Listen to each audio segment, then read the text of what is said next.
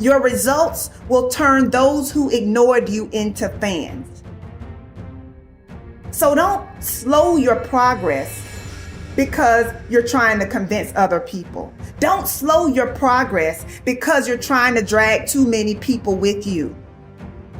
Sometimes you're not hitting your goals because you are carrying the weight of those around you. And some people are just not ready to go where you are going, and you've got to recognize that. Do not yield to distractions. Focus on you. So many people dream big dreams, but they never take any action. If you don't believe in yourself, you've already lost the battle. Not believing in yourself is a losing battle because either you won't try at all or you will convince yourself that you can't do it.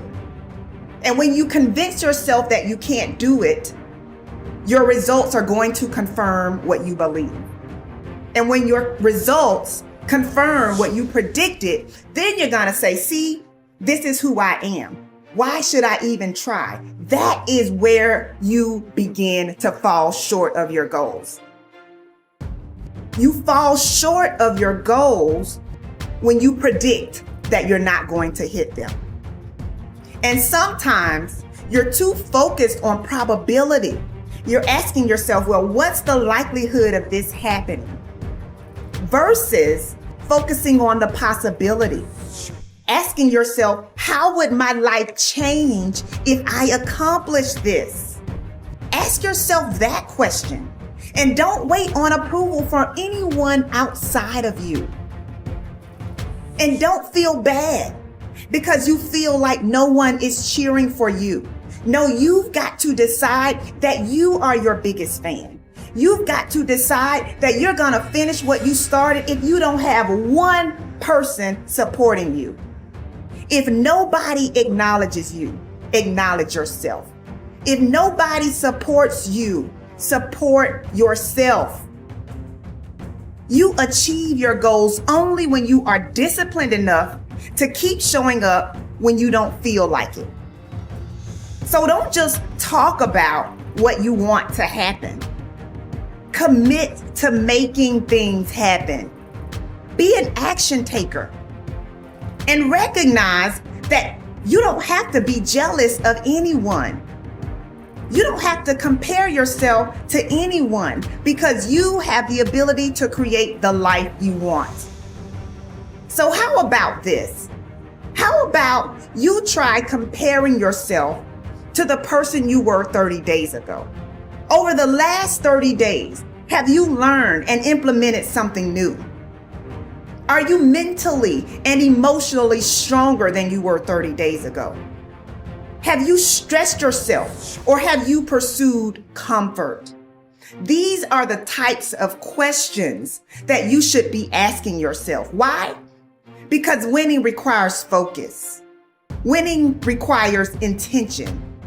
It's not enough to just do physical strength training. Physical strength training is not enough. You also have to train your mind to handle stressful situations.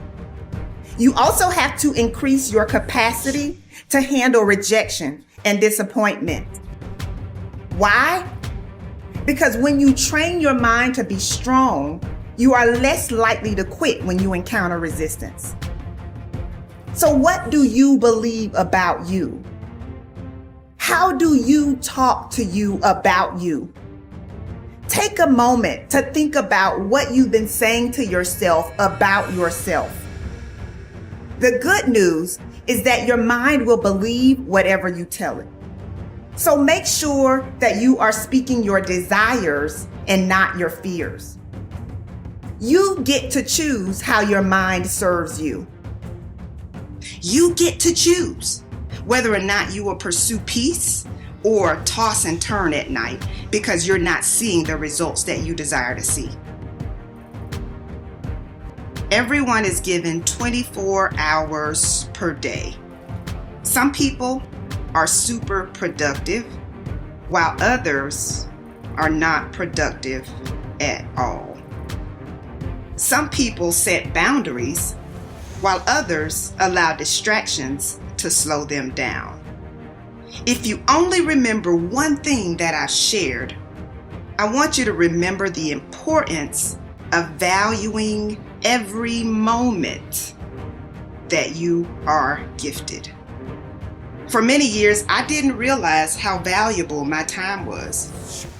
In fact, during my battle with depression, I would use every free moment that I had to myself to cry. It could be while driving my car. It could be during my lunch break.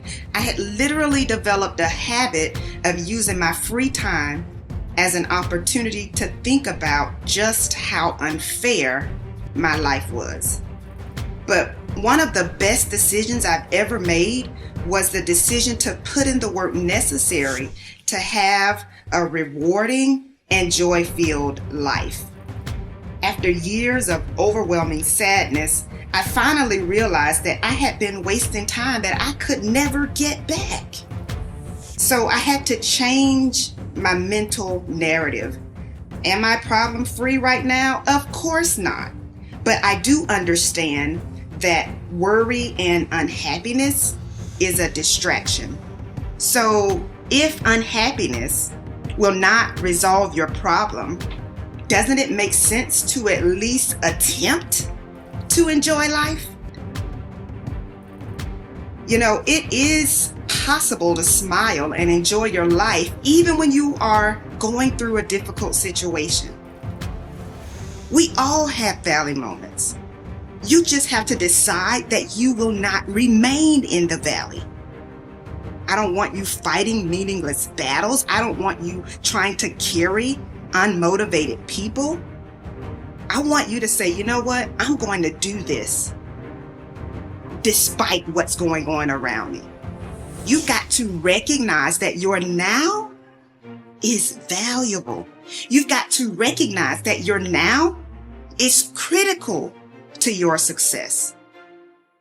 So I have one last question for you. How will you use the gift of now?